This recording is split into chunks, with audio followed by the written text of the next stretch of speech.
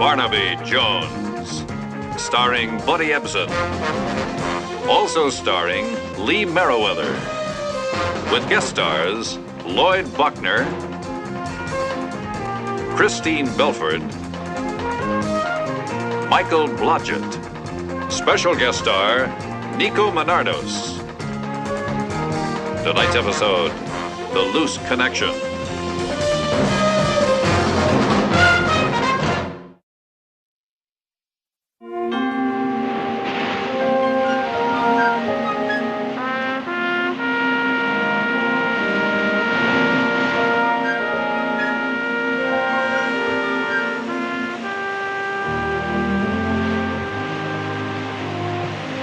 I was told you were a man who lived well down here in Mexico, Mr. Philippe. Yes, I live well in Mexico. I live well in Beirut. I live well in Hydra. I live well in Miami. In fact, wherever I have a passport, I do live well. Very well, I'd say. You like my little sanctuary? I'm pleased. Some of these flowers are extremely rare. You see, plants are my hobby. It follows. After all, the poppy is a flower, isn't it? Oh, it's a lovely, lovely flower, Mr. Stevens. It's beautiful and profitable, a rare combination, wouldn't you say? Mr. Felipe, a business point, if I may. Yes? You take responsibility for delivery. When the shipment is in my hands in Los Angeles, then I turn over the $1 million to you. No, I would prefer to remain comfortably here in Angelica for the time being, with my flowers. My man Kirk will make the trip up north with your man... Cole. Cole, of course. When all is done, Kirk will accept the payment. And now the performance. It has become an expert chess game nowadays, delivering heroin. Our governments, they're checking the airplanes, the ships, the border traffic. They even search every vehicle that crosses, every one of them. But watch, Kirk.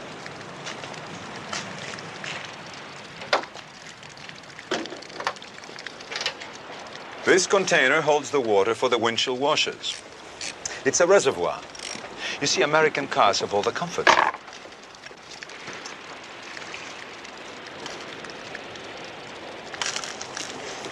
The heroin.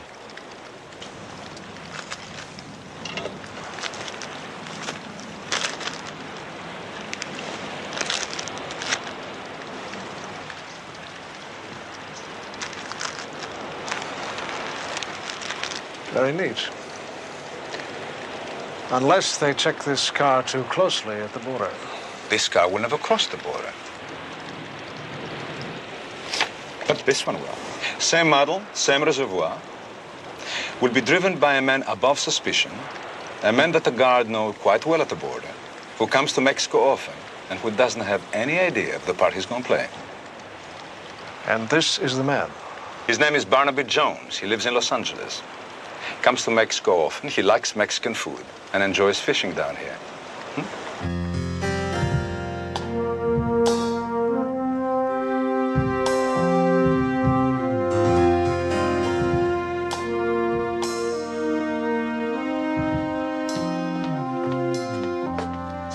If I could just get this catalyst working properly, I could develop a compound that would crystallize the faintest trace of oil from our fingers on any kind of a surface. Ah, yes, Herr Professor. You'll laugh all the way to the bank when I get it working. I'll be able to take fingerprints off butterfly. Excuse me. I'm Eleanor Devers. Your door was open. Am I too early? Yes, Miss Devers. This is Barnaby Jones.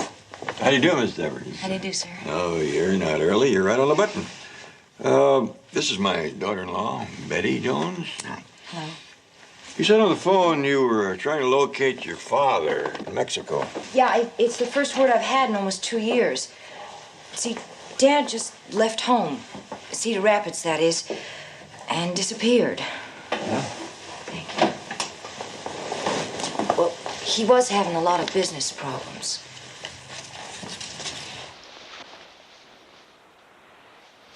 Thomas Devers, age 44, height. You see, he's the only family I have.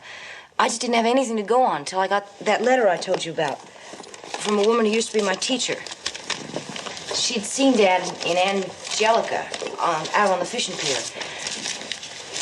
Mrs. Wiggins is her name. She was in Mexico on a sabbatical. He sent you his love. He has made up his mind that here is where he wants to be. Like I said, just beachcombing. Mr. Jones, I know my dad. If I could just talk to him myself. Well, that's a pretty fair lead. Like I said, I can't go to Mexico by myself. I don't speak the language and, well, you know, a girl alone. When do you want to go? Right away? I'm all packed. I have my suitcase in my car down in your garage. Well, that's right away.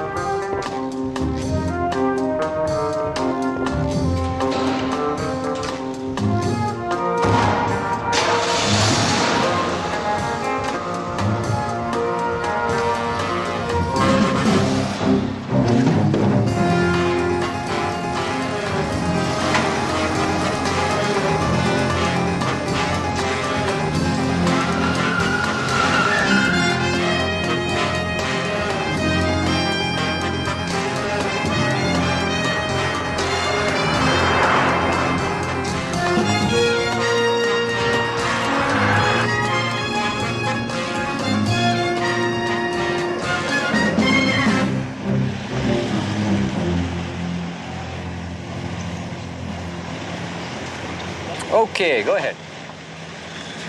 Hey, Barnaby, you heard, huh? Heard what? Well, the marlin are running real good. Oh, I won't even have time to wet a line this trip. Too bad. Okay.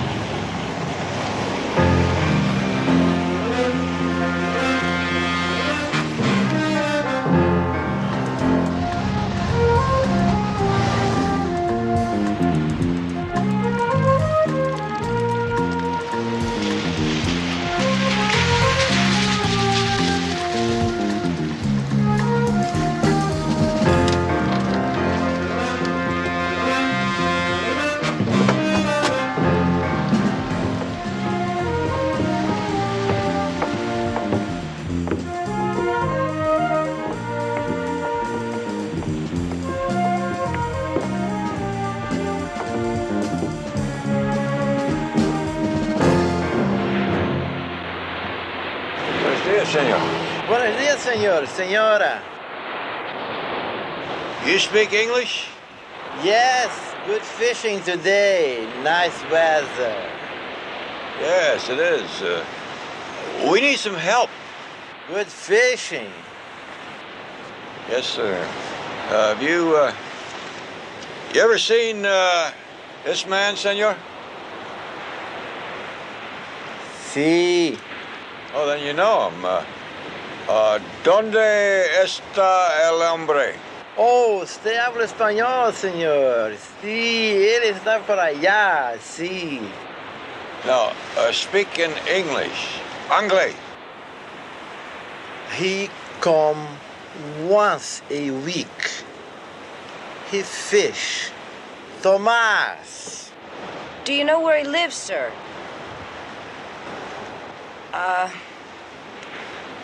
Casa. No casa. On beach, la playa. Gracias, senor. De nada, señor. Good fishing. Thank you. Nice weather. Adios.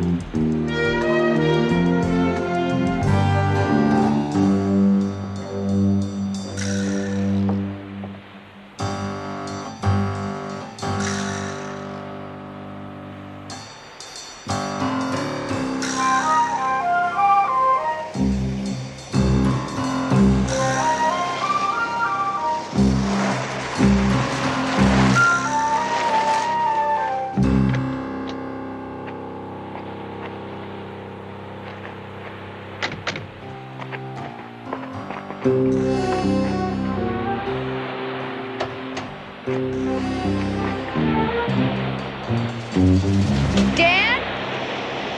It's me. Ellie, how did you get here? How did you ever find me?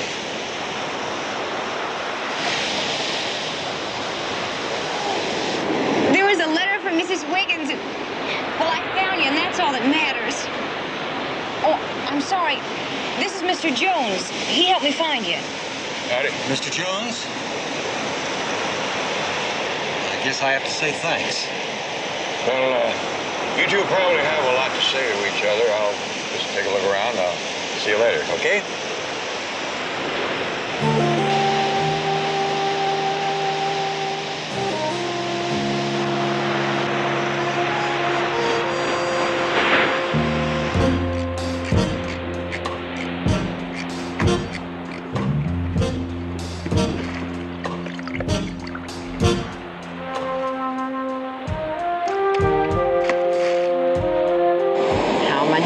Nice performance, kid. You like the wardrobe I'm wearing? I'll just be glad when it's finished, whatever it is. And I don't ask questions. I just take the dough.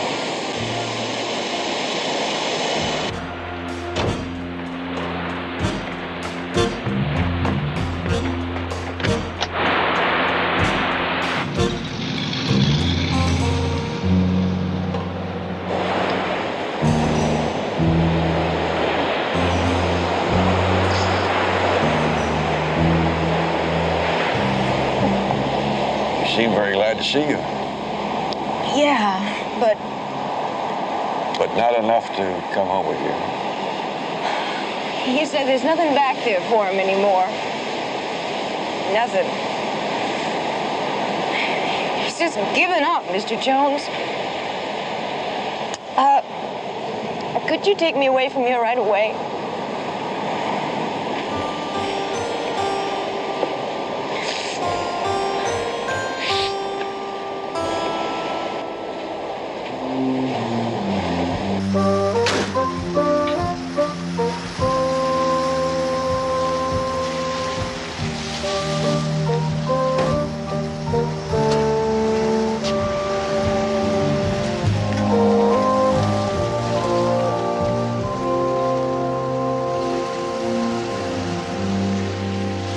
Why are they stopping everybody? Could be anything. Somebody trying to enter the country illegally, contraband, drugs, a lot of that lately. Some days they search every car.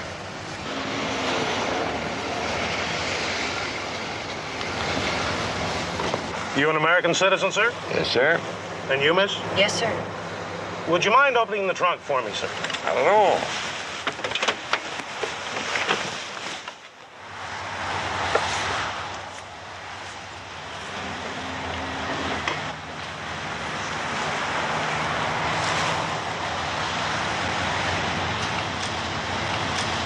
Now, would you open the hood for me, sir? Sure.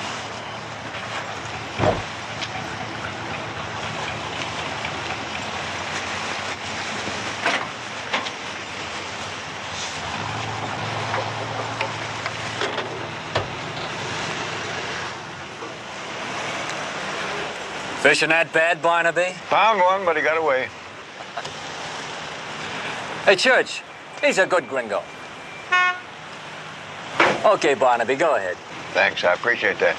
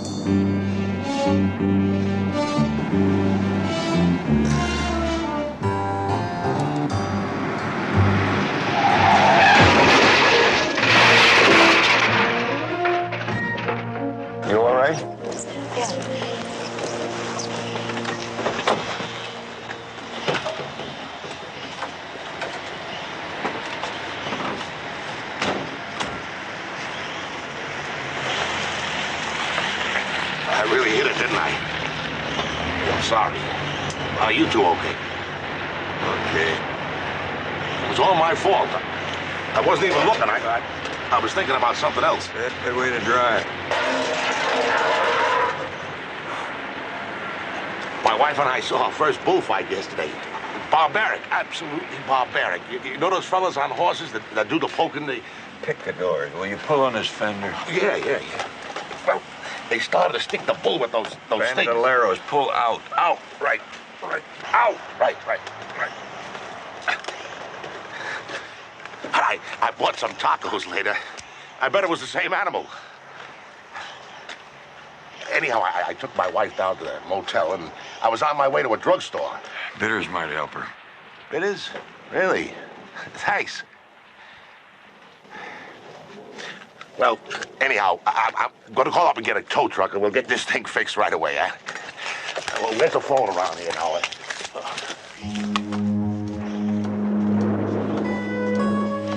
Sure you're all right? Yeah, I'm fine.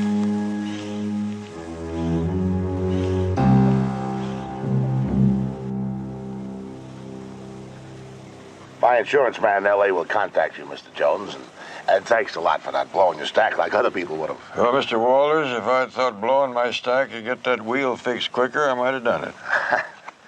Well, that's all there is. Officer, I'm clear with you. Okay. Thank you. Goodbye.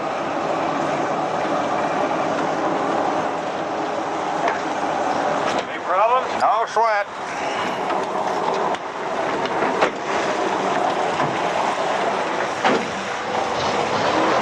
You two will lift to his garage if you like. Thank you, Deputy. Trevor?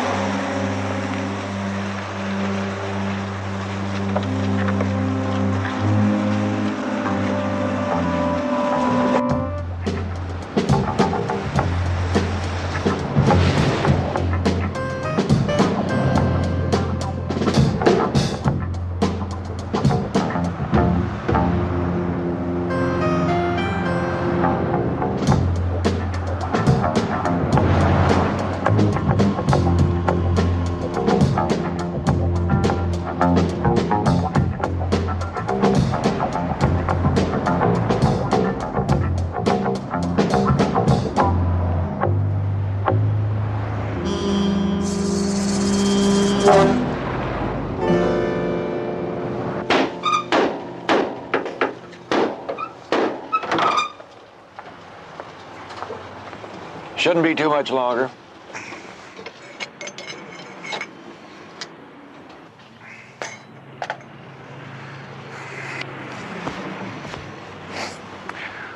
Well, about $20 for labor and $15 for the tow ought to get you on the road. Okay. Can I have a receipt? You bet. I guess that comes under the heading of expenses, huh? We'll work it out.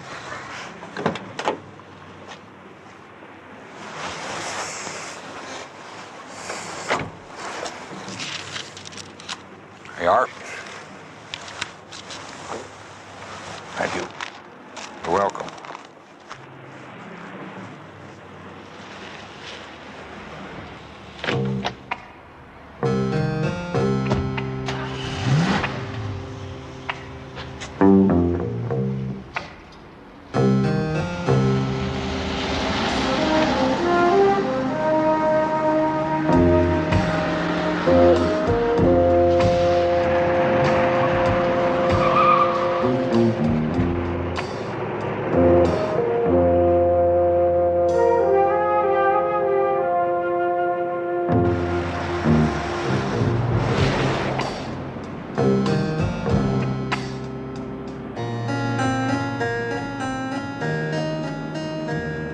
Something bothering you, Mr. Jones?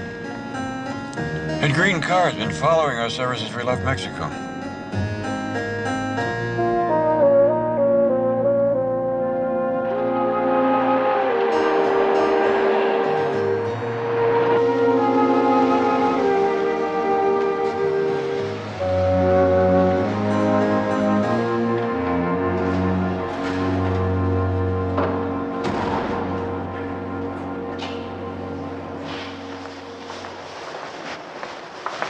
Sorry things didn't work out better for you. Good luck. Well, I tried, and that's the main thing. Thank you, Mr. Jones. If you're ever in Cedar Rapids, you look me up, huh? I just might do that.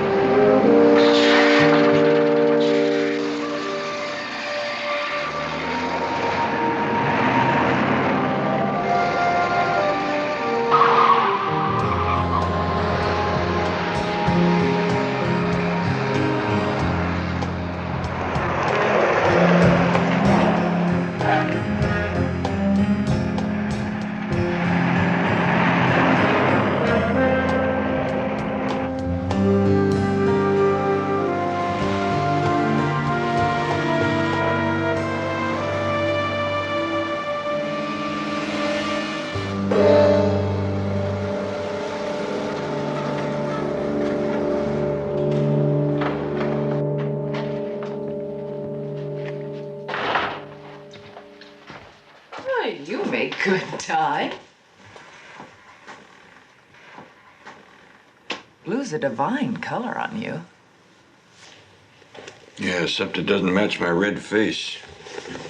What? What happened? Did you find the girl's father? We found somebody, but I'll bet you chocolate soda it wasn't her father. What? Later, let's see what this tells us. Don't get any fingerprints on this stuff. Lipstick, compact.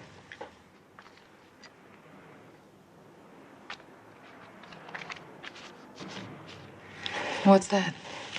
Looks like a Keno slip. Gambling. Oh, there's a pill box with the little white pills in it. What kind of pills? I don't know. Come on, Barnaby, tell me what happened. I think I've been had. Used. You?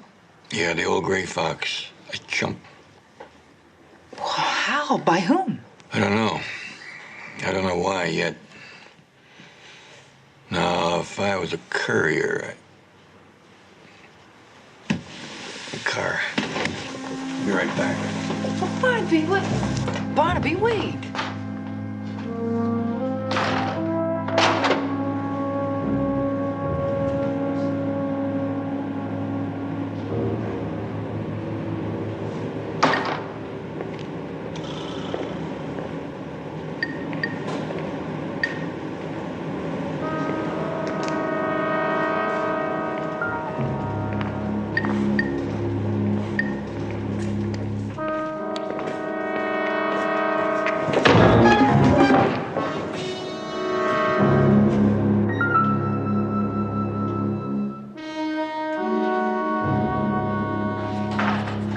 Barnaby, you know, there's just one special thing. Hi, Paul. How are you? Fighting the old bug like everybody, buddy.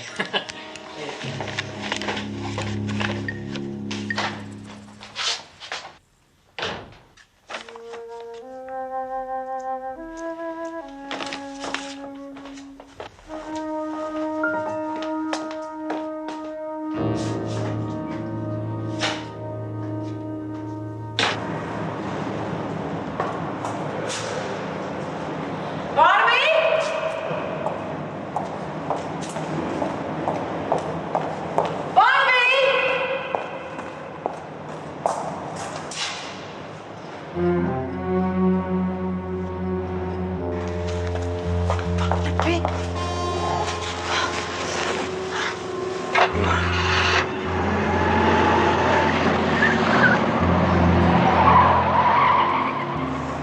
You gotta admit, when I make mistakes, I make them in bunches.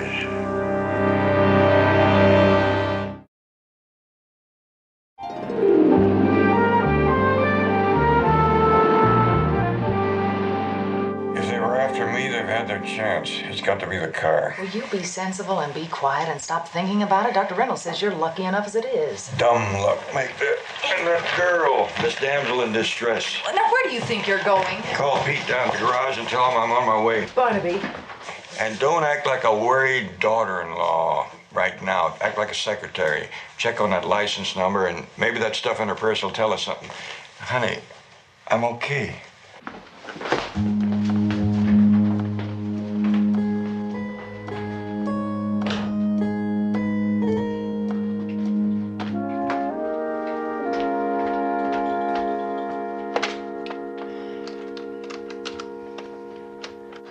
Well, there's no doubt about it, Mr. Jones.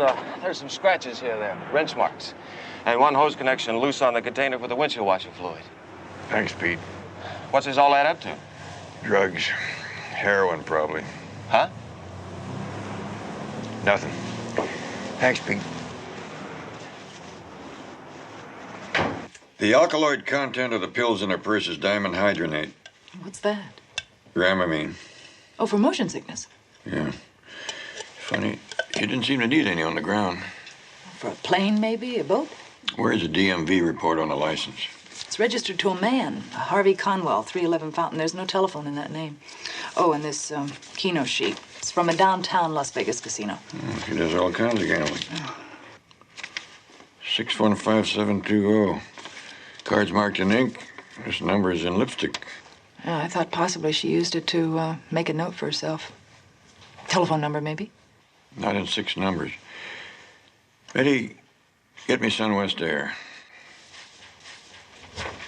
Barnaby, you're not planning to go to Vegas tonight, are you? Said his daughter-in-law.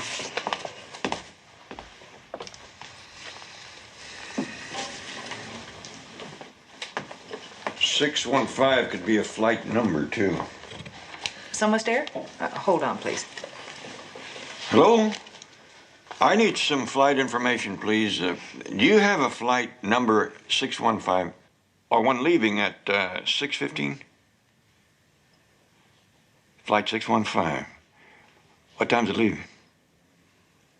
7:20. Las Vegas.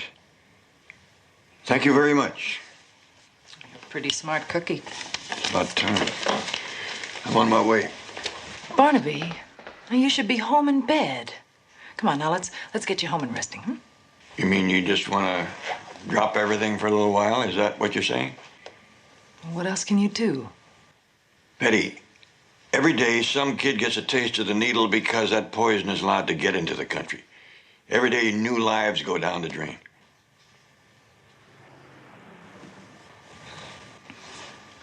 All right. Where do we start? I start at 311 Fountain.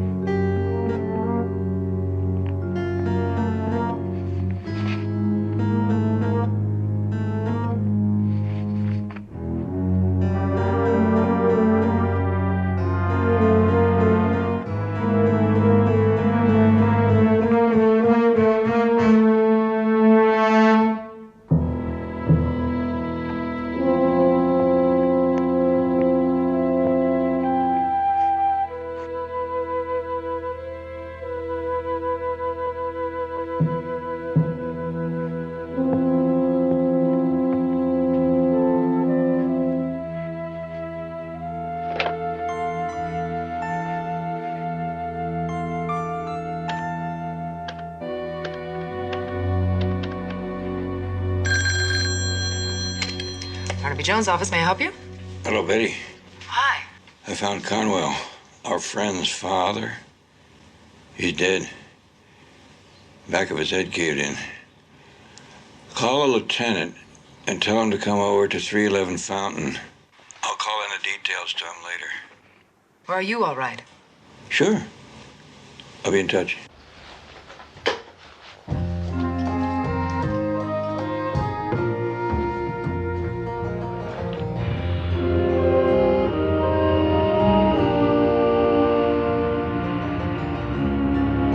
Trans-Western Airlines announces the arrival of flight number 5, non-stop. Well, hello. New York. Mr. Jones. Don't you look nice? So different. This is a happy coincidence. Going home? Yeah, and I don't want to miss my flight. I thought you'd be staying for the funeral. What funeral? Your father, found murdered, 311 Fountain. I'd like you to officially identify the body, Miss Devereux. Look, Mr. Jones, there's something I have to tell you. You see, the man we saw in Mexico, he's not my father. He's still dead. Actually, he's a friend. I stay with him sometimes when I'm modeling or acting in L.A. He's an actor, really. A dead actor. Harvey Conwell.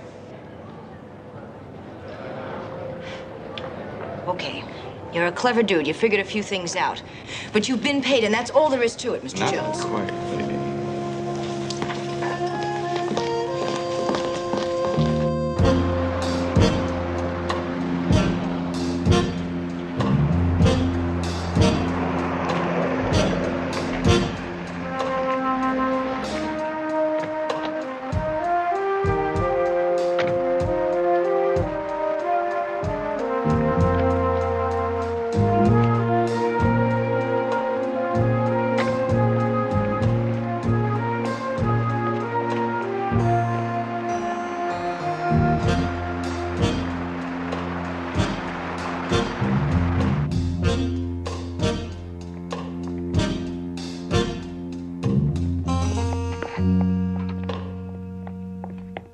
Why did you bring me here?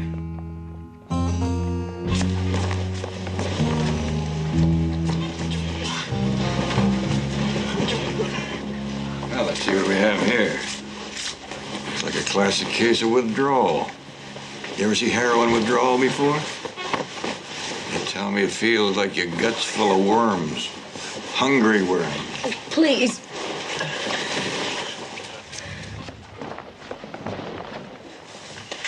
I see this young lady has OD'd badly. You know what OD is, don't you? That's an overdose. That's when some poor soul gets mixed up and thinks that twice as much is twice as good, but it doesn't work that way. You step across that line and your body starts dying in pieces.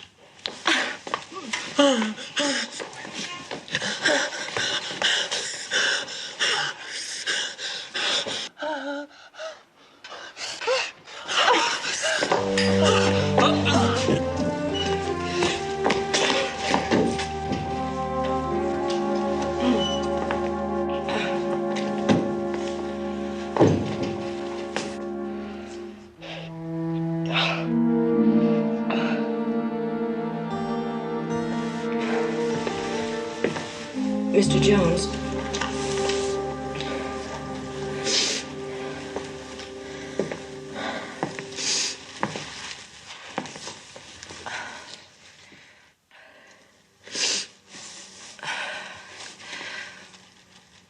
My real name is Laura Tanis. I work weekends in Las Vegas as a cocktail waitress and here as a photographer's model. I went to Mexico with this photographer on a big picture layout. Big deal. Big phony. He cut out and left me with a fat hotel bill. They were going to throw me in jail. And this man approached me. And he offered to help you if you do him a little favor. Yeah. And the favors seemed an awful lot cleaner than most of the favors men ask me, if you really want to know. What was this nice, clean gentleman's name? Raul Felipe, he told me. Who's his buyer in Los Angeles? I don't know. A man named Kirk works for him. I don't know anymore, believe me. They took me for a ride as much as you. Would you recognize this Raul Felipe if you saw his picture? Yeah, I think so. Let's go.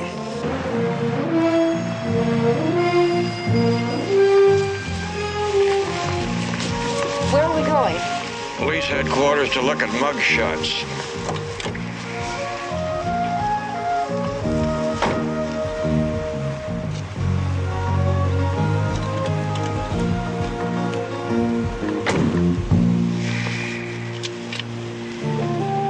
Mr. Kirk, I presume.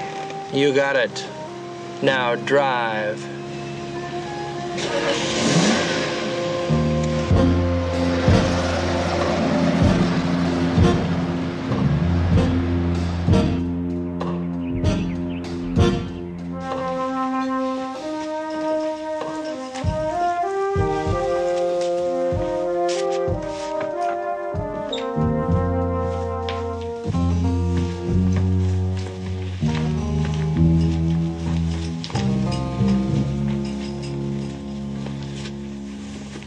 You're looking at an agitated man.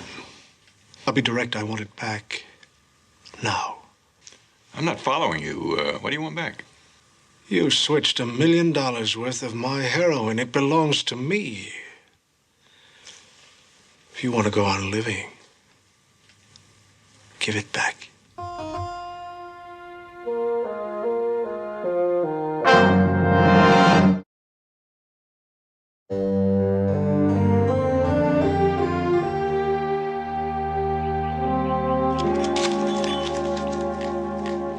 Isn't that heroin? No, a substitute. Ounce for ounce. Sugar? Sugar. Jones, either you're very stupid or you think I am. Didn't you figure that I'd analyze this stuff? Mr. Stevens, this is as big a surprise to me as it is to you.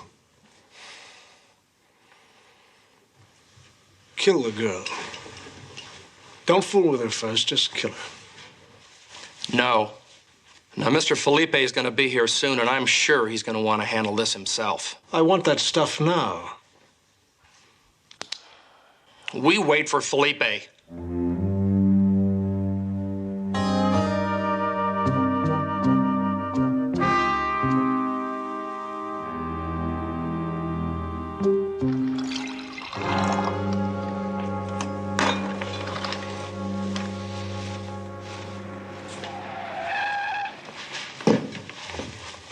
You stay here with them. Stevens, you don't give me my orders. Felipe's going to want to talk to me. All right. You'd be idiots to try anything.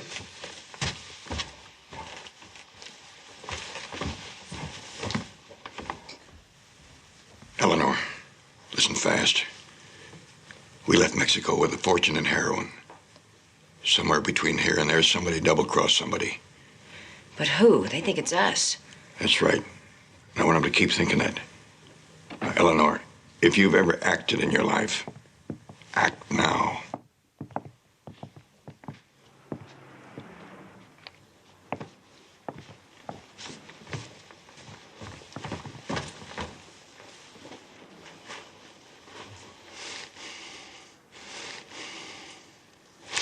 You tramp. I can kill each one of you, slow or fast, or in front of each other. But I've already wasted too much time eliminating your father. You're far beyond your depth. And you're an old man. I want answers, and I want them now. I'll give you answers. Well, I'm glad you're not so old that you've grown foolish. Where is it? I've got it. On the way to Mexico, the lady confided in me, and we decided to turn a quick profit.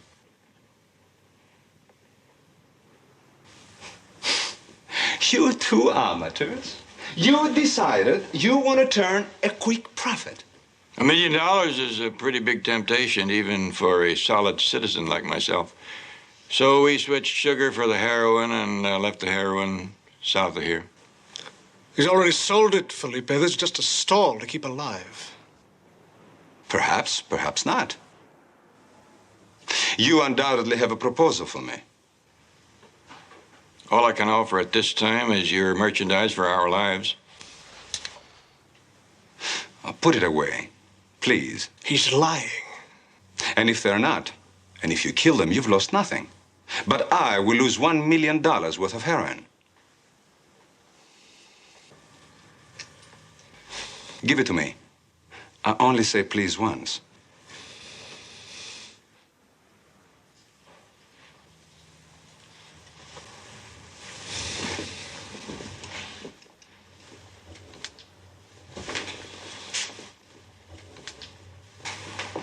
You will take us to it. And believe me, if you are stalling, I will give Mr. Stevens back his gun. Seems fair. Good. We will take my car. It is your party, Mr. Barnaby Jones, so you drive.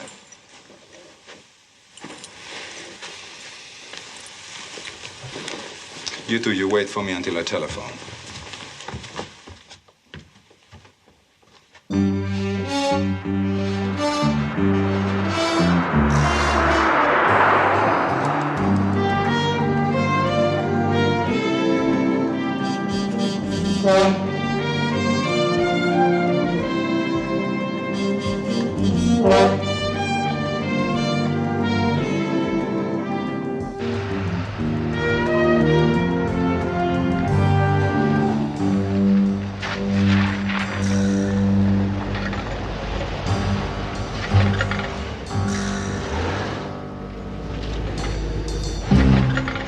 Why'd you stop here? You should try to stay calm, Mr. Stevens. I read an article last week that said that many physical ailments are the direct result of a nervous disposition. Felipe, how much longer are you going to let him waste time? No longer. Where is it? I don't know. I don't have it. I never did. I knew it. That's a poor choice of words, Mr. Stevens, for a clever man. The way he said, I knew it. Well, Mr. Felipe, how could he know it? Come clean, we don't have it. That just leaves you, too.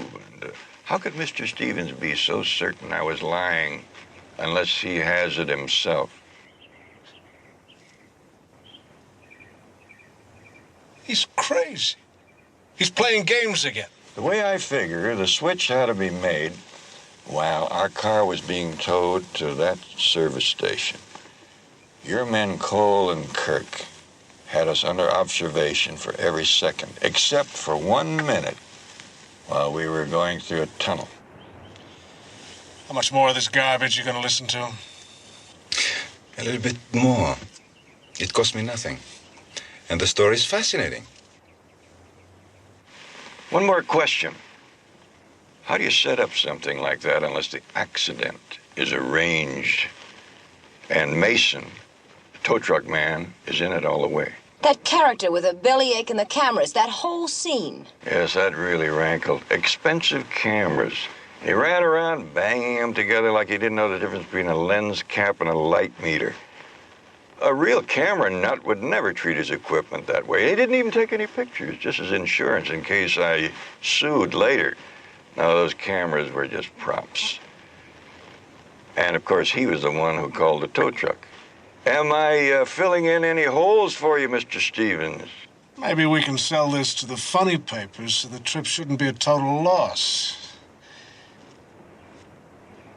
Come on, get it over with. I can suggest a way to get it over with once and for all. Please do, Mr. Jones. Why don't you have Mr. Stevens take a little walk over to that station? We'll watch and see whether he's greeted as a stranger or as an old friend. Please? To set my mind at ease and to end all that distrust.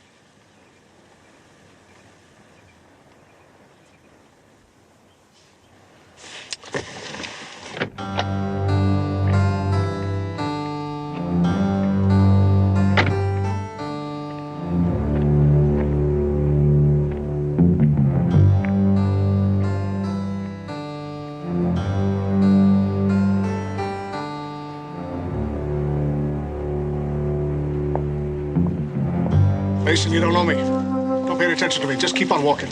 You don't know me. That's right. That's right.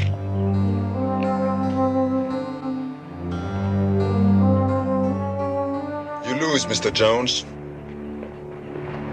No, I win. Steve! What are you doing back? Behind me!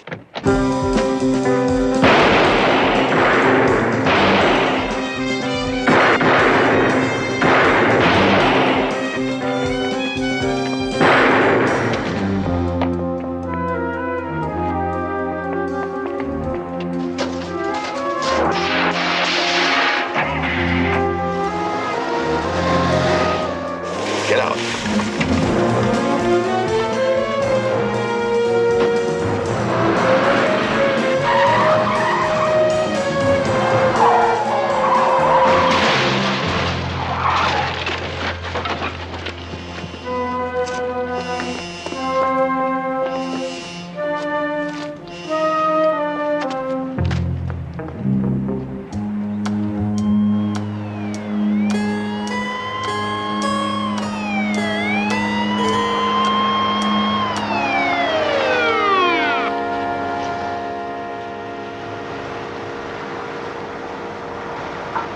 I think we stopped the whole shipment.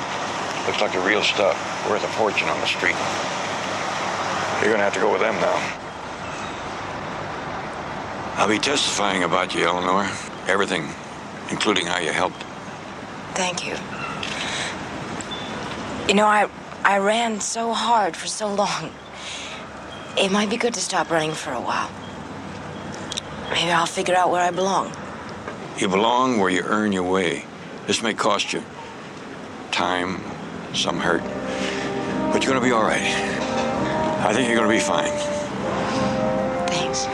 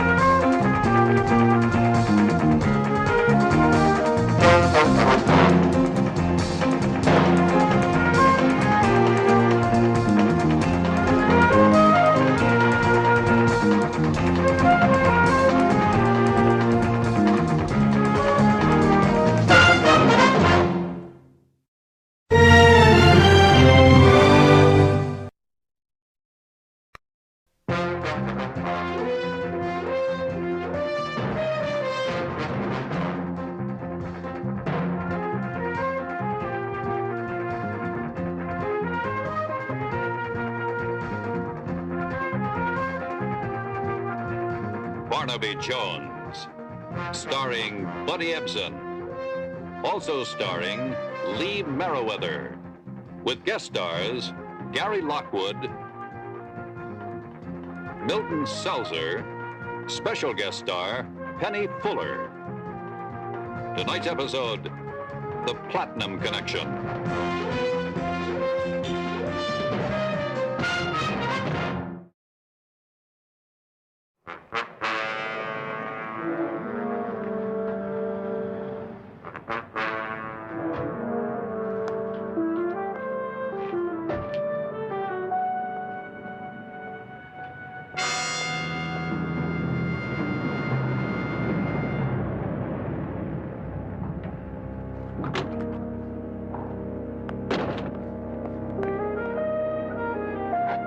Open it, quick! Quick!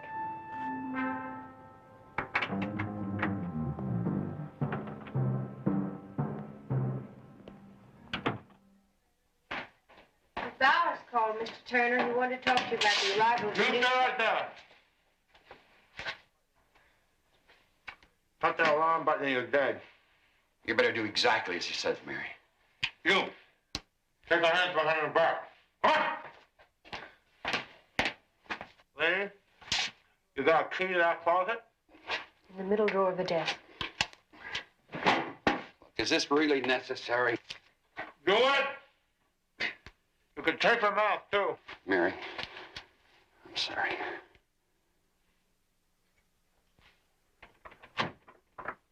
It'll be all right.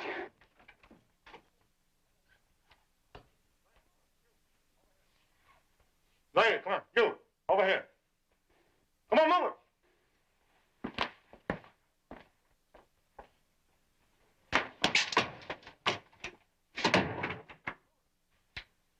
You in the ballroom. Come on, move it.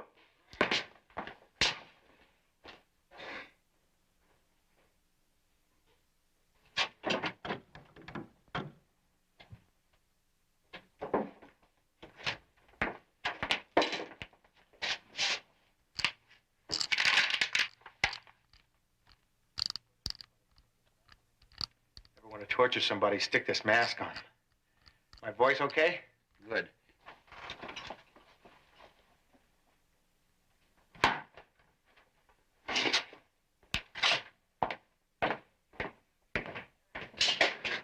You making that plane on time? Come on, Nate, stop worrying. My ulcer's acting up as it is.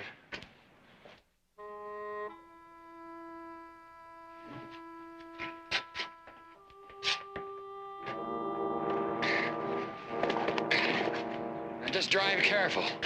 Stay under the speed limit. Come on, Nate, we've been over this 100 times. Now don't get impatient. You're always impatient. All right. You better take me now.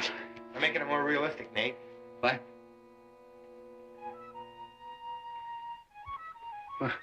We're partners. Nate, I'm sorry, but you wouldn't last 2 minutes with some hard-nosed cop asking questions.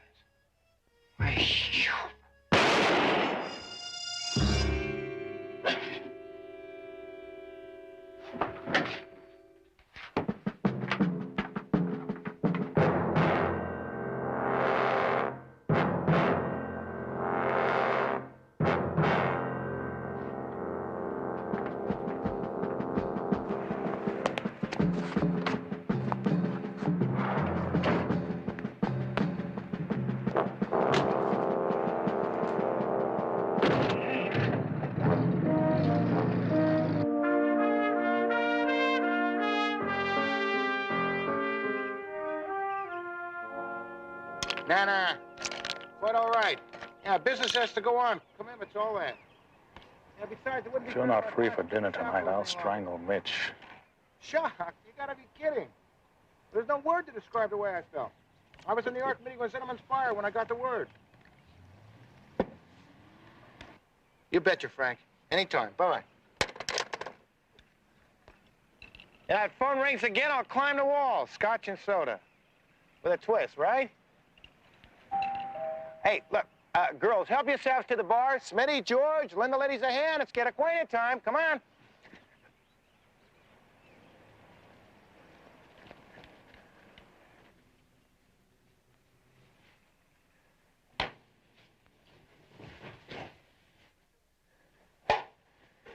Mr. Mitchell, I'm Barnaby Jones. Yeah, the insurance company mentioned you in the case. Come on in. Thank you. Phone. Hey, I haven't had a bite today. Think I'll mix a little nourishment. What's your pleasure, Jones? Oh, nothing for me, thanks. If I'm intruding, Oh, no, just a couple of buyers checking on my life. That phone's driving me crazy today. Come on, Jones, join me in a drink. Phones. Yeah. Hey, come on, my partner's dead 3 days, and I'm talking to a couple of lushes. You're out of your skull, Gloria. Sorry, Jones, what do you have? Oh, nothing for me, thanks. You know, I probably know less about that robbery than anybody. I wasn't even here. On a plane heading for New York. Well, the police report had all the facts. I'm not going to take you over any old ground, Mr. Mitchell. I just wondered whether you had given any thought to the crudeness of the theft. Had you any ideas on that? Crude? In and out of my place with $500,000 in platinum in less than 3 minutes? Come on, Jones. Well, I mean crude in the sense that there are a lot of things left to chance. For instance, that vault had a time lock that activated at 8 o'clock on Saturday morning. Yeah, I see what you're getting at, Jones, but, well, you know, it's inventory time. We take it on Saturday. And Nate could have been looking for some of the records we keep in the vaults. And your silent alarm. Concealed buttons all over the place. A real pro would have seen to it that security system was neutralized the very first thing. Only thing I can drink. Ulcers. Yours, John? I've been thinking. That guy was waving a gun around. He probably knew Nate was scared. Wouldn't touch any buttons. See, John, I want to cooperate any way I can. I'm a busy man. Got 1,000 things on my mind. Well, I'm not going to bother you anymore, Mr. Mitchell. I really just wanted you to know that I'm going to be underfoot for a while. Exactly what we hired to do, Jones. Cover all the bases for California Meridian Insurance. You see, if this does turn out to be an inside job, one of your employees, say, well, then the bonding company would have to bear some of the liability. Well, I hate to think of one of our people committing such a crime. Mr. Turner, your partner, he wasn't really a physical man, was he? Nate? Strictly a desk man. That's another strange thing. He did everything that the thief told him to do. He taped Miss Duane, he opened up the vault, gave him all the platinum, and then for some reason he struggled with the thief. I don't know, maybe he thought he had a chance to pounce on him, make a try. Hey, Jones, my head's like a block of cement. Can we chat about this some other time? Fine. There's just one last thing. Your bookkeeper, Miss Duane, she seems to be giving a more accurate description of the man. Well, coveralls and mask is how she described him to me. Well, she seems to think now that he was much taller than she figured originally, well over 6 feet, with great massive shoulders, built like a wrestler. Can you think of anyone who answered that description that you or your partner may have known? Not offhand. Well, thank you very much, Mr. Mitchell, for your time. I'll let myself out. Sure thing, John.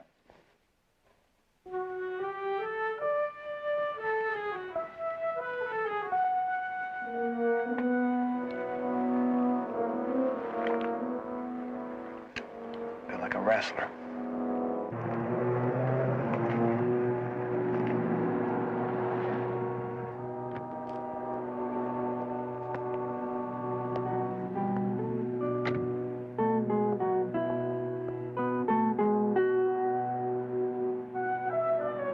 Anything new, Lieutenant? Yeah, I lost the lunch betting on the game Sunday. Should have checked with me first. Talk with the other partner, Mitch Mitchell? Yeah, there's a busy man. Talking to him is like having a conversation with a nervous kangaroo. He's a candidate for a heart attack. That's a jewelry manufacturing business. I don't think I want any part of it.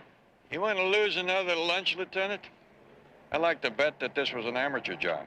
No, it's too clean. You're on.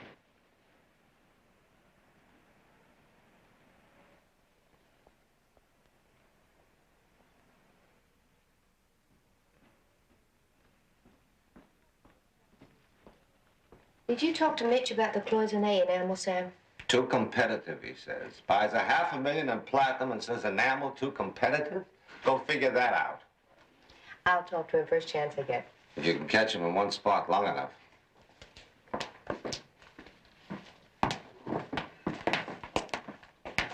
Miss Duane? Barnaby Jones, I called earlier. Oh, yes, Mr. Jones. Come right in. You don't want to intrude on your lunch period? That's perfectly all right. How can I help you? This is where the masked robber locked you up? Yes. I didn't know whether to be frightened or relieved. On the one hand, being locked in a closet, but yet at least his intentions didn't seem to include hurting me. How would you describe his manner? Was he nervous as opposed to being cool? Very cool. I fancy he's somebody with considerable experience in robbery. Considerable experience? Oh, yes, I'd say he was very professional. I wonder if I could look at your vault room? Of course.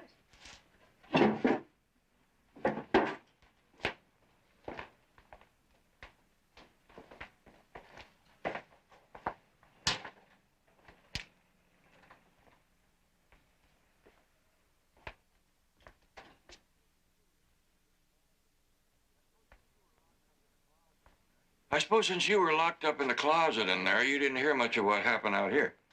When the shot was fired. Miss Duane, how much time would you estimate we spent just now talking in your office? Oh, about 2 minutes. Why? That's about the same amount of time you said you were locked in the closet when you heard the gunshot. About 2 minutes. Is there something wrong with my answers, Mr. Jones? No, you're doing just fine. Just one point that seems strange, the speed with which the robber worked. Now, he got into that vault. He transferred 100 pounds of platinum out that door to a waiting vehicle all in the space of 2 minutes. Very professional, as I said.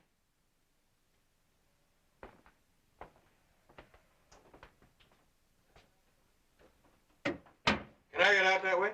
Yes, of course. Silent alarm? Yes, it is. Thank you very much. You're very welcome, Mr. Jones.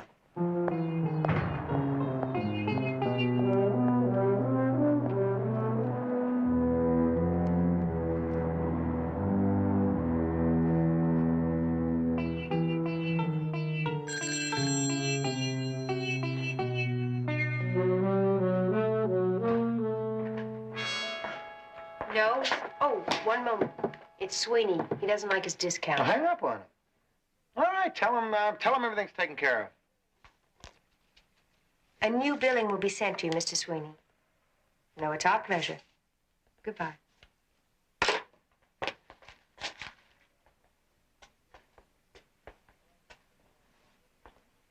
You know, I feel like a one-armed juggler. Any news from Johannesburg yet? None, and I've wired again. Would you rip that thing out or something like that? Eagle?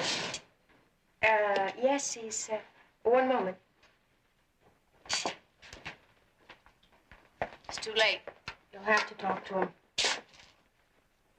What's Jones doing here? I thought he left. It's the buyer from Wilson's.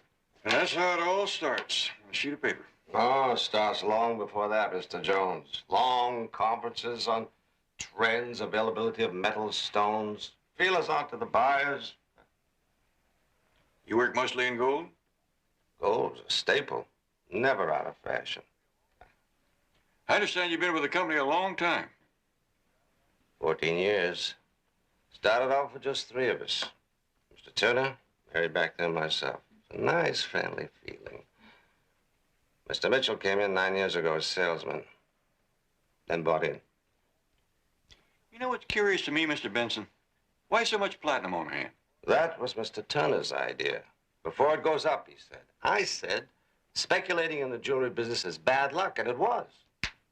Cost him his life. Thanks. You're welcome.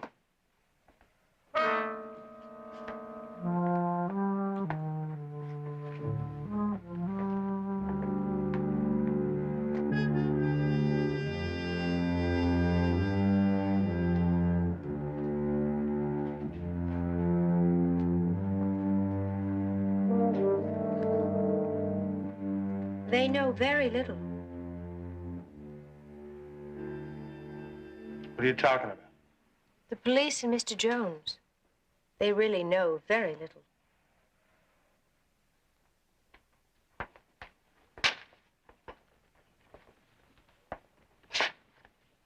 Jones told me you gave a more complete description of the robber.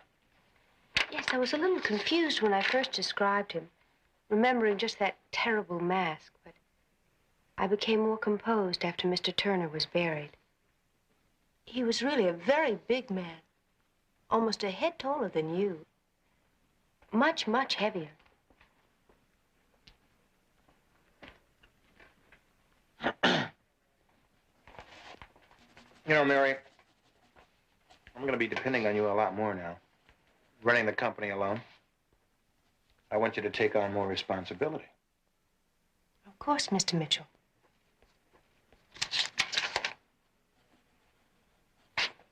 Maybe, we can discuss it at dinner tonight. All right. Make a reservation at Roger's.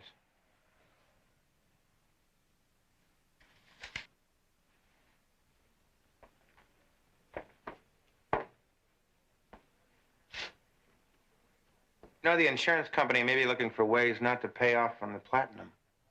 You know, on the grounds that Nate was a little careless that morning? What I mean, Mary, is, Jones works for them, so maybe we shouldn't go out of our way to cooperate with him. That's exactly the way I feel.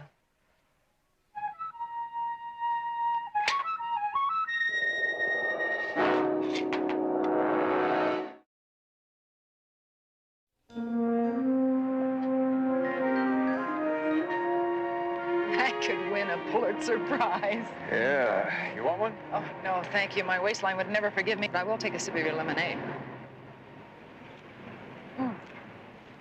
The nicest young man at the Credit Rating Bureau said I had the loveliest eyes.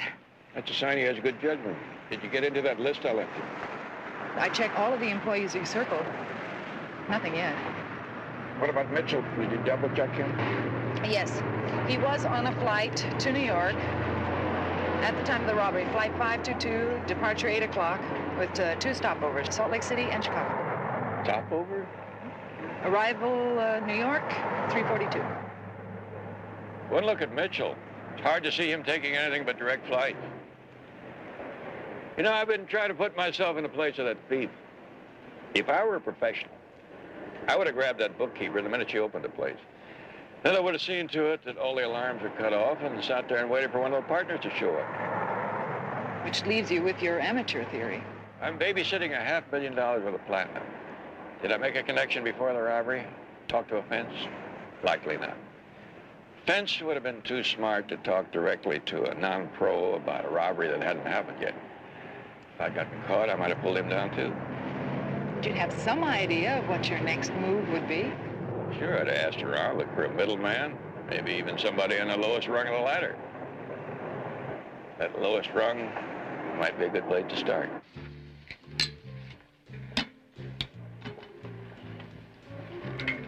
Isn't it strange? In all the years I've been making reservations for you here, I've never once been here myself. Yeah, good food.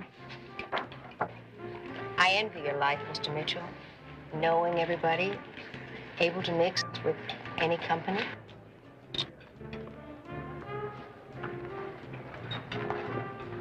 Haven't you ever thought of getting married? Oh, plenty of time for that. Listen, back to business. Just a minute, huh?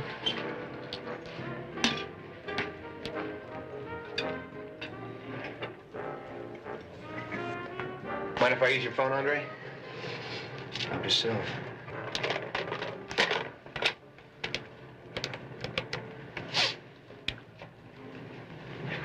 Ready whenever you want.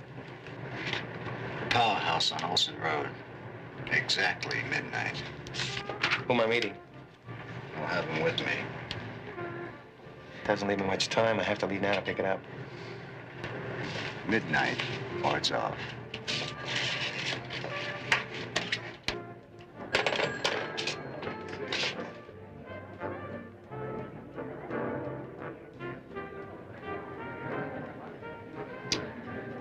Smitty! Oh, good evening, Mr. Mitchell. No, Mitch. Make it Mitch. Hey, what are you doing here? I didn't know you knew your way around town. This is sort of an in-in place, huh? Well, I was talking with your, Miss Duane this afternoon about places to dine, and she recommended Roger's. In fact, she got me the reservation.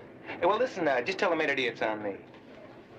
Hey, Smitty, what happened with that bin? You know, that chick I lined up with. Well, I lead a very quiet life, Mr. Mitchell. Hey, do me a favor, will you, Smitty? Come on over to my table. Come on. I've got Mary Duane with me and something's come up. You understand? Come on.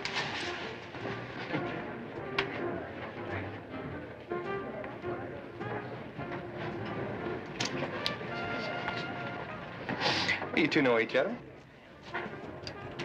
Well, come on, Smitty, sit down. Look, Mary, why don't you and Smitty have dinner together? You know, the best of everything, champagne it up. I just managed to contact the supplier who's got to leave town within the hour, and I got to talk to him. And Mary, about that little business discussion of ours, start by my place in the morning with your books, and we'll see if we can't make some headway. Okay, have fun, you two.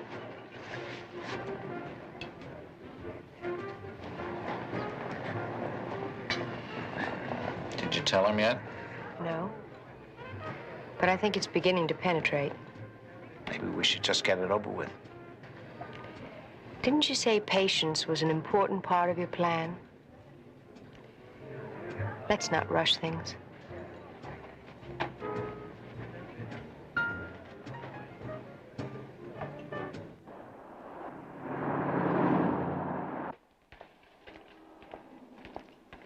You're pretty hard to locate these days, Andy. Well, let's stay on the move, you know. Cops. Somebody sneezes wrong in this town, they step on my neck. How long you been out this time? 6 months, and I'm staying clean, too. Good idea. 5 jobs, 5 convictions. You're batting 1,000, Andy. But no more. I mean it.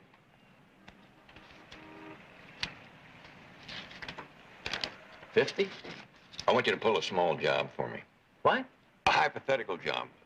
Supposing you cracked a safe and came away real big, like $500,000 in gold. You can't get a fence in town to talk to you, which I know you can't, because last time you were trying to sell hot stones to a detective in San Pedro. Hey, that was a bum rap. Entrapment. The point is, Andy, you're bad news. You need in-between connections. Hey, I'm sliced 16 ways before I even meet the man. 500,000, Andy. You can't have any more than 2 or 3 fences in the whole town who can handle a score that big. Metal, huh? That's something special, you know. Top of my head, I couldn't even guess. How would you start? Ask around. Promise a cut. I'll be at this number all night. Think you can come up with a couple of names by morning? Maybe. If, there was some sort of bonus. You come up with the right name by breakfast and another $100 for you. 100? Don't leave that phone.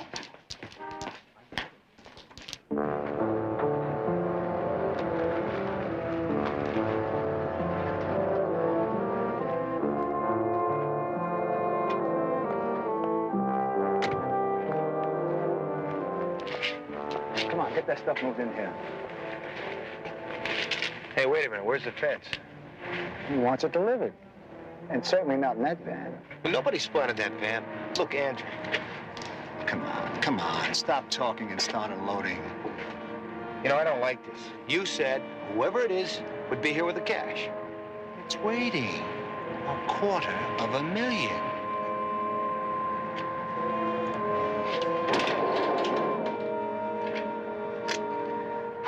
You didn't say we'd be moving around with it. Slight change of plans. You want this deal or don't you?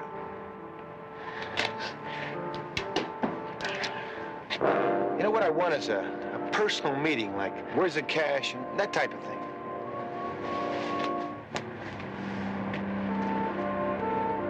Load that trunk.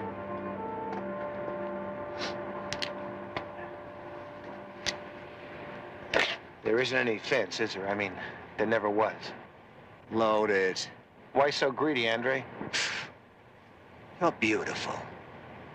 I'll bet your partner wondered about the same thing before you killed him. Move it. Well, that was different. I always thought that Nate would blow to the cops. He wasn't a good liar.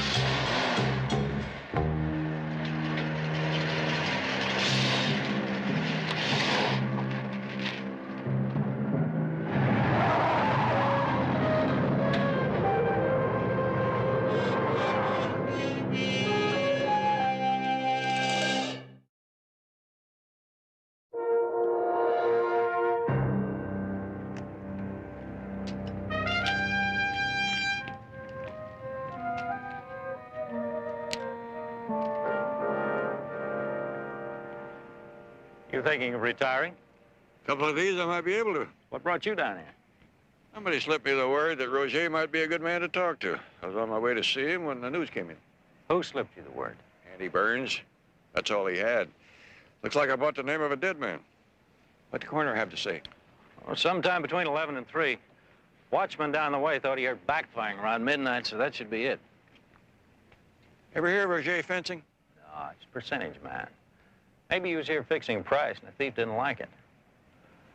If the thief is that rough, he's no amateur and you owe me a lunch. Now, hold on. Case isn't closed yet. Every Eagle employee, past and present's been checked. Rule out an inside job, I start looking for pro. Happy hunting, Barnaby.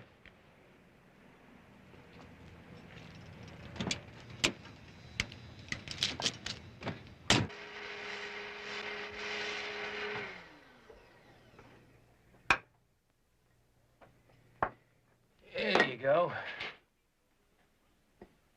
Could be improved with a little rum, Mr. Jones. It's fine. You work real long hours, don't you, Al? A couple of hours in the morning, 8 to 2 at night. I know you've been all over this with the police, but think about last night. Who did Mr. Roger talk to? I don't recall anything except the usual glad handing. No strangers? Nobody you hadn't seen before? Oh, we might have a strange face or two, but mainly our trade is regulars. It's all by reservation. And if Mr. Roger doesn't know you, chances are you don't eat here. They keep a reservation book? Oh, sure. You sure do make a tasty milkshake. Could I see it? The book. Oh, yeah, sure. It's right over there. Help yourself. It's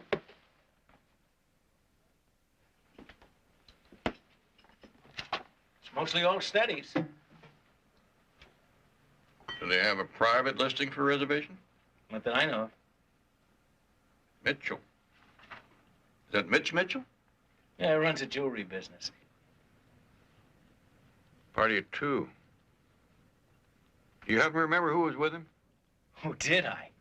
Not a doll like he's generally with. She was sort of on the plain side, about 32, 35, reddish hair. Joe, the maitre d' said she works for him.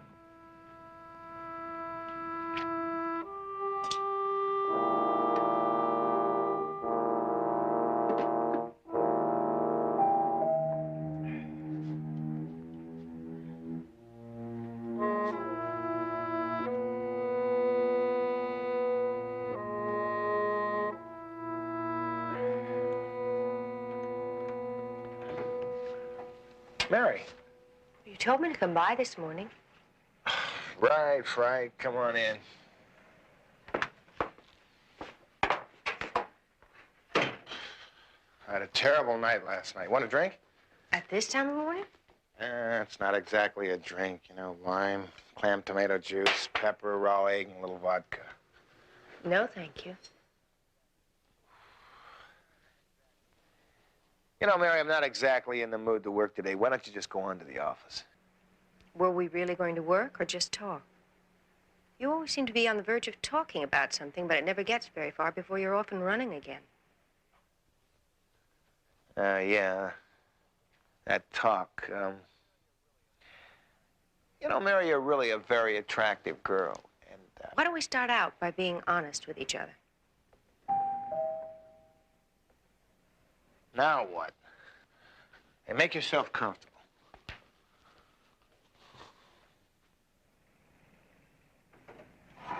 Good morning. Well, anything that can wait? I was wondering if you were aware the police had recovered some of your platinum. No, I didn't know. How much did they find? Mr. Wayne? One button. It's about $5,000, isn't it? Yeah. Hey, they catch the thief? Please don't think so. You knew the restaurateur Roger, didn't you? Oh, yeah, slightly. It's sort of a hello acquaintance. Why? He was killed last night. They think he was dealing for the platinum. Well, I can't believe it. Roger mixed up in something like this? You left this place about 9:30 last night. Is that right? Yeah, I started out to meet a buyer, and I didn't feel too good, so I decided to come home instead. Why do you ask? Well, they figure he was killed about midnight. Police are probably going to be asking a lot of people a lot of questions, and they might even, you know, ask you to account for your time. No problem here. I was home alone. Well, being familiar with police procedure, they might ask for some sort of proof. What do you mean, proof? Perhaps the whole matter could be simplified by accounting for my time, Mr. Jones. I was with Mr. Mitchell the whole night. Thank you, Mitch. But I don't think my reputation would suffer too much. Any other questions, Mr. Jones? No, I don't think so. You know, Jones, you seem to be rather suspicious of me. Are you aware that I was boarding a plane at 7:30 that Saturday, in the air at 8, and meeting a buyer at the airport in New York City? That reminds me, you took a flight with 2 stopovers. Why didn't you fly direct? I had a lot of work to catch up on. No telephones, no business calls, no intrusions. You see, Jones, that 7 hours in the air gave me the opportunity to put in 7 solid hours of work with no interruptions. Well, thank you very much, Mr. Wayne. Hey, Jones. If I, seem a little irritable, I want you to know that the work's getting to me. We all have off days.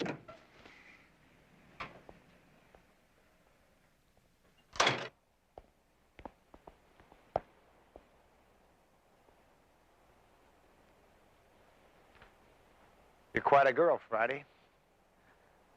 Thanks a lot. That could have been embarrassing. That could have been your neck. What are you talking about? I know everything. I overheard Nate telling you more than 3 months ago what had to be done to save the company. Well, how little I understand women. How could you? You've never known a real woman. Ouch. That hurts. Mary. Mitch, you know the trouble with you? You've always been too busy being the charmer. You've got no real business sense, like peddling that metal through Roger. Why deal with the underworld when there are businessmen just as crooked as you are? You got mine, Mary. A buyer once hinted to you that your license to buy industrial gold could work to your advantage.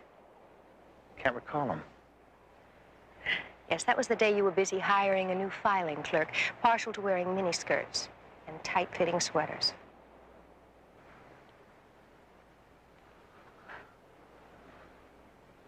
What do you want, Mary? What am I offered? $25,000.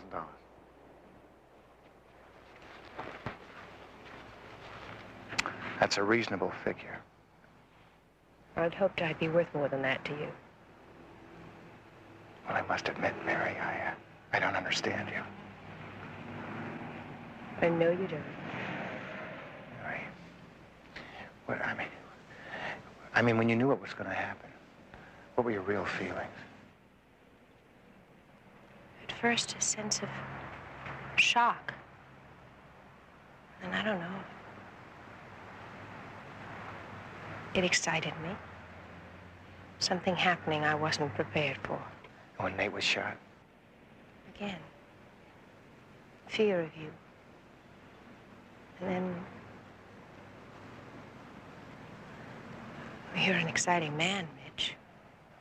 You know, Mary, I think we're going to get along just fine. I'm sure of it.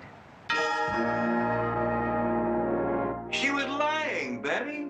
I touched the hood of her car. It was still warm. She probably drove up just before I did. She could have driven out for cigarettes. No. Her confession surprised him as much as it did me. He wasn't prepared for such an alibi? No, if she'd been in on it from the beginning, they'd have had their story down pat. Barnaby, Mitchell was on a plane to New York during the robbery. Loading time was 7:30. He could have checked in, handed over his ticket, mingled with the people in the waiting area, and left. By 8 o'clock, he could have been back at the jewelry company. The robbery and the murder took 5 minutes, and he's away. He drives the Platinum to some place that they have agreed upon in advance, back to the airport, gets on a nonstop flight to New York under an assumed name. Arriving at the same time the two-stop flight got in. Simple matter to walk over to the other gate and meet his buyer. Do you really think both partners were in on it? They had to be, Betty. That's the only thing that explains the short time it took to load the Platinum. No one guy was holding a gun on the other. They were both loading it. Only one thing. Where does Mary Duane fit in? And why was Mitchell so surprised when she gave him an alibi for that night? Well, there's very little on her. There's very little to get. She lives alone, never dates. As a matter of fact, I came up with only one woman friend, a neighbor, Mrs. Andrews, who runs a little TV store. Only one thing that makes sense. If Mary Duane had recognized Mitchell behind the mask that day, that would explain their sudden dating, getting together. I'd hate to be in her shoes if she's holding that information over a killer's head, blackmailing him. I have a feeling that Mary Duane can take care of herself in the clinches. You're early. I thought we were going to meet for lunch. I thought maybe we'd take a little drive, you know, have lunch somewhere along the way on the road. And how lonely would this road be? What? I think I feel more comfortable in the city, Mitch. I guess we'll stop playing games, Mary. Come on out to the car.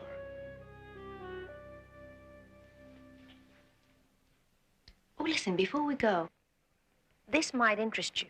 Sorry, we don't have the time. Something new they've come out with. It's really marvelous. A TV camera and receiver for home use. The car?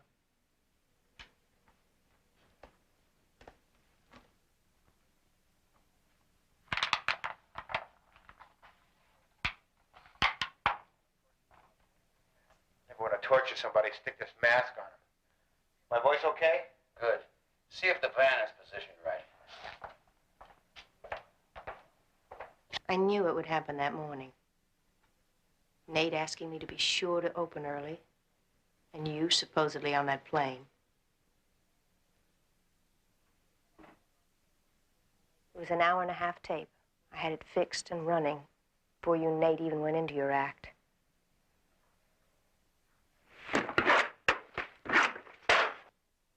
There is, of course, a duplicate. One that will find its way into the hands of the police if I should die or disappear. You're not the suicidal type, Mitch, and that's what you'd be doing.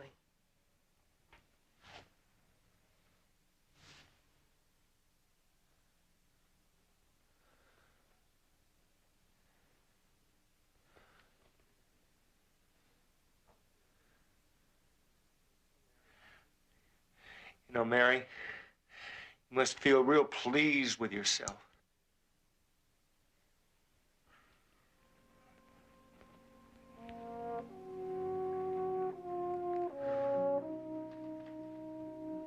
I'm not proud of what I did, Mitch.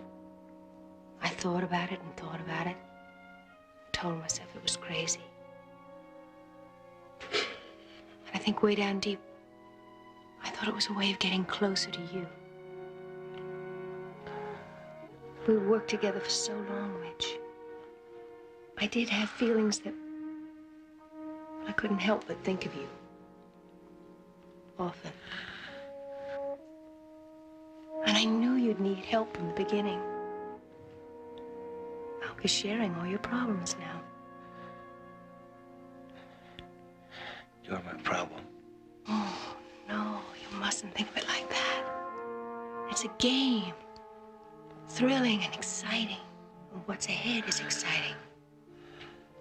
We'll have so many things to share.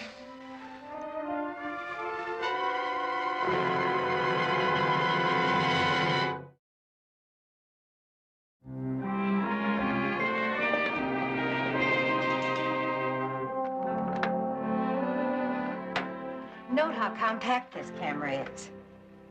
But why not browse? Take your time. Any questions, just call on me. Well, Mary and I really got to know each other when we discovered we had a common interest. She's a lovely person, just lovely. I've only known her a short time. She became absolutely fanatic about the new videotape systems, experimenting with different lighting and various angles. In fact, here's a tape Mary made herself.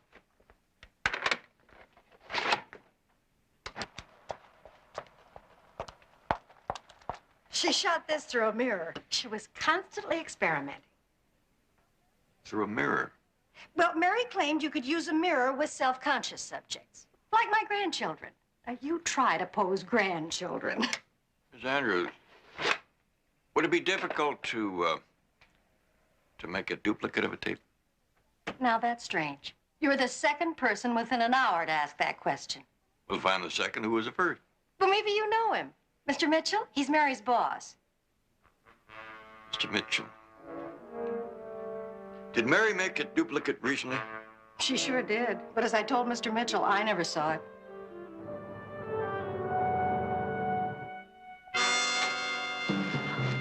been? Trouble? No, but the time is short. The Platinum is at a beach house. Mitch wants me to meet him there at 7 and move it elsewhere. How'd you get the location out of him? We are on friendly terms. Hey, you're jealous. V. It's sweet. Just simple trust, huh? No. He buys the fact that we're partners. He needs me as much as I need him. Hey, you are jealous.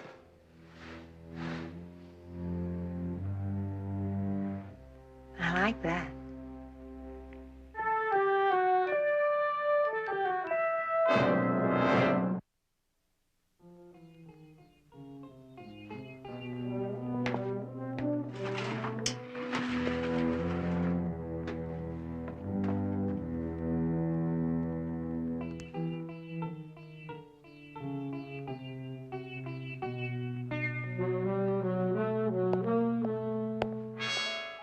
Change is all the women want. What's different? What's different?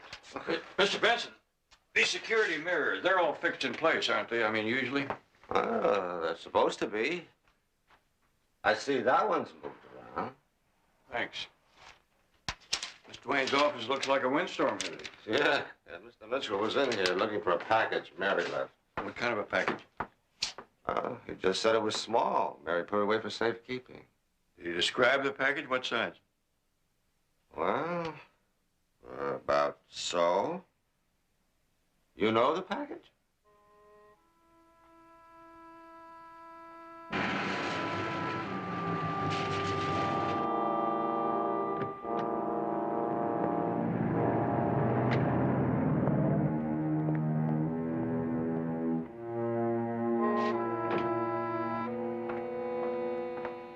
My answering service. I just got the message.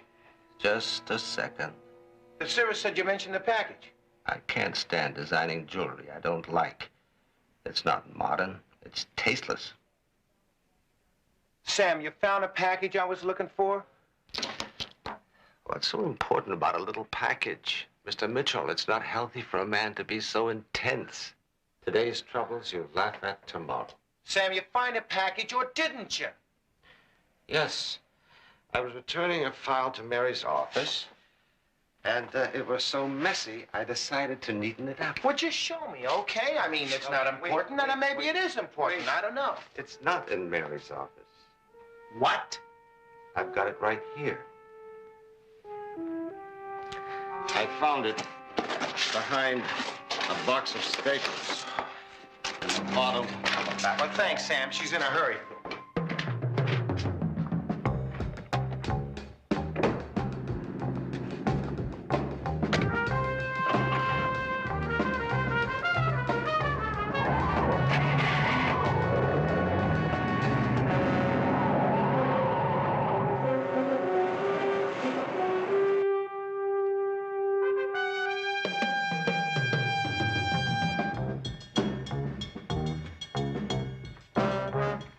Make up your mind how much to cut Mitch in for? I think 0 would be a nice number.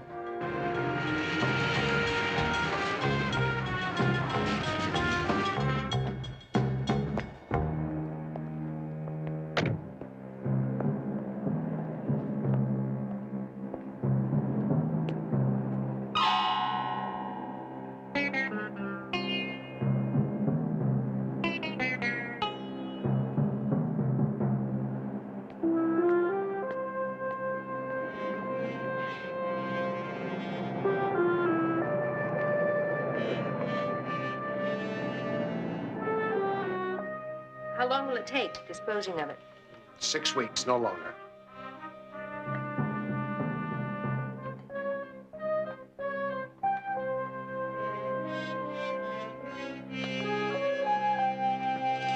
I don't believe it. It's unbelievable. Both of you. Both of you in on this. It's incredible. Might be wise for you to put that away. They do go off, you know. Yeah, indeed they do. Indeed they do. Well, how long's this been going on? You two? Christmas a year ago. Neither one of us had anything very special to do after the office party, so I made Christmas dinner for us. And now, there are wedding plans. Well, that's nice. Very nice. But you,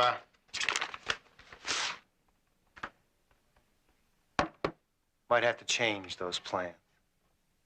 What's that? That. Helpful Sam. He found it for me. Sam? What's he talking about? I haven't the faintest idea. You've got a bad memory, Mary. It's your precious duplicate. Duplicate? The duplicate was mailed to me. I've got it locked away. No, Sam. We found it straightening up his office.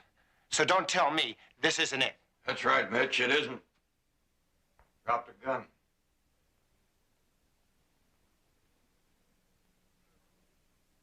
So this is your ploy, Jones. Just consider it a little gift.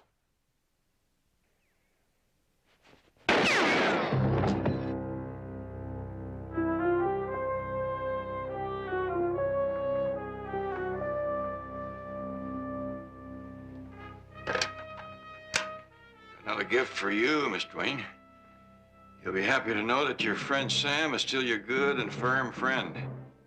After I explained it to him, he agreed with me that it was better for you to do a little cell time than for us to stumble over your body somewhere. Get me the police. All I'm saying is you could have phoned before heading up to that beach house. Did you ever follow Mitchell in a car? He hit 100 in a couple of places. What charges can you bring against Mary Dwayne and Smith? Grand theft, conspiracy, obtaining stolen goods. But neither one of them had any prior record? Nope, first time in the bullpen. Well, if Mitchell didn't have any prior record either, then it seems to me that everybody involved in the robbery of that vault is an amateur.